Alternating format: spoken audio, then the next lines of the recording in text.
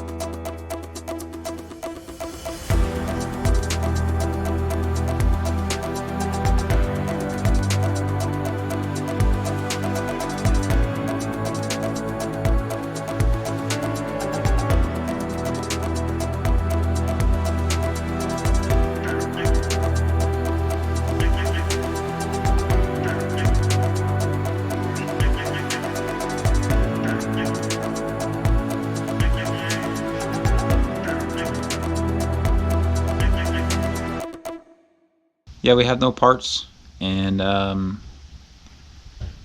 don't really want to take anything else apart. So until we get the right drill bits and taps for the head, we're kind of stalled out. Also, it's Friday. I don't know why that matters, but it's Friday, so hooray for that. Yeah, we'll do some more next week. So see you on Monday.